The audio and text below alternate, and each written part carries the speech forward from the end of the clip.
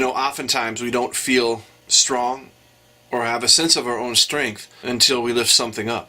We oftentimes don't even feel intelligent or useful until someone asks us to solve an issue and we're tasked to fix it or solve that problem.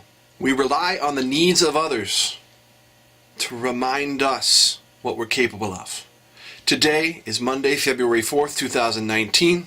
This is Monday Morning Mashup.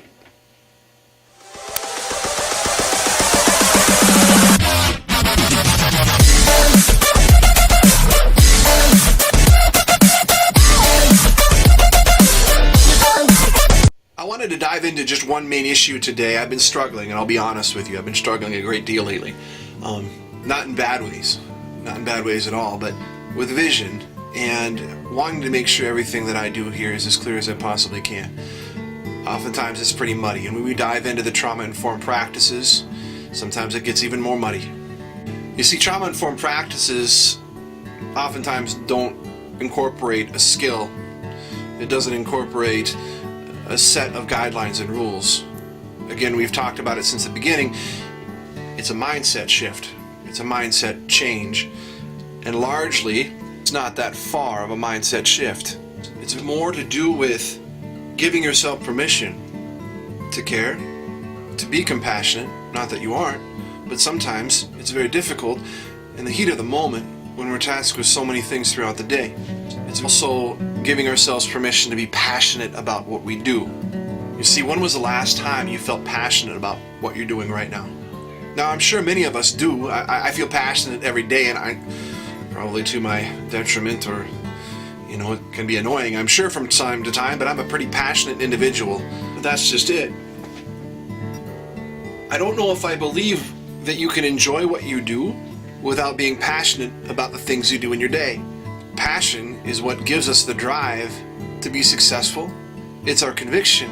It's our motivation. This business of education, we are tasked with the incredible responsibility of taking care of children, not just their heads, but their hearts as well.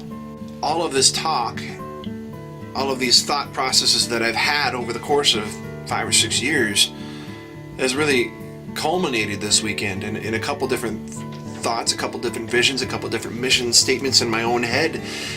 You have permission. It goes without saying to me that you are going to do your very best to keep everything intact academically. That you're going to drive forward with the idea of having high expectations for your students, and your students will meet them, I promise you. I've never had a group of students not meet the expectations I've put in front of them. You have my permission, not that you need it, to be compassionate, passionate, and have empathy for your students, not that you don't. Please don't think I don't think you have those things. You do. And I think that's what arrived me at this conclusion. Why reinvent the wheel? You are already there. You have compassion for one another. You have compassion for your students. You have the passion and drive inside you, but it needs to be released. It needs to be delivered. What does this mean?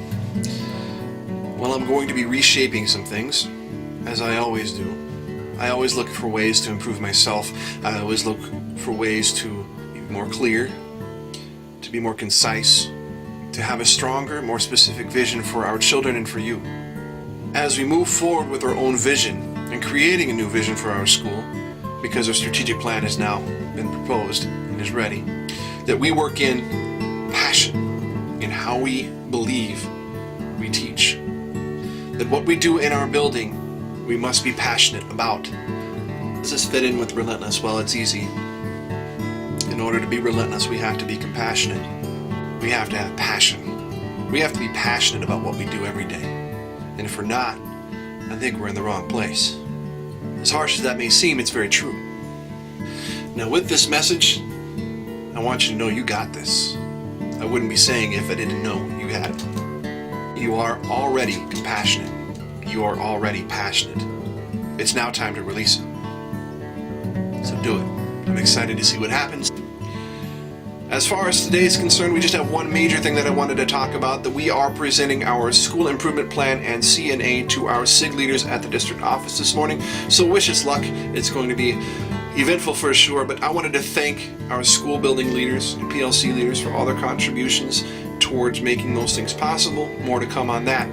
We are kind of mixed up again for our days of the week. Today is day 3, tomorrow is day 4, and I look forward to seeing how the rest of the week plays out as far as the weather is concerned. Now, the last thing I wanted to let you know is I will be gone Wednesday, Thursday, and Friday, as if I've not been gone enough. We've had the weather. As far as myself being gone, I'm going to the Minnesota Elementary School Principals Convention in Bloomington, Minnesota, over Wednesday, Thursday, and Fridays. So I will miss you. I know I will be learning a lot. I'll be networking a great deal, and I get a chance to present on trauma-informed practices and ask some more questions. That's my goal. I want to find out what I can do for you to help you as best I can. And I'm hoping other teachers, other administrators, other school leaders can help me decide what's next in terms of framing trauma-informed practices in our building and how we can help our kids to the best of our ability. Again, signing off. Thank you for this Monday morning mashup and watching it. I really appreciate it. Have a great week, and I'll be seeing you later. Remember, I love you guys. There's nothing you can do about it, so you might as well accept it. Talk to you later. Bye-bye.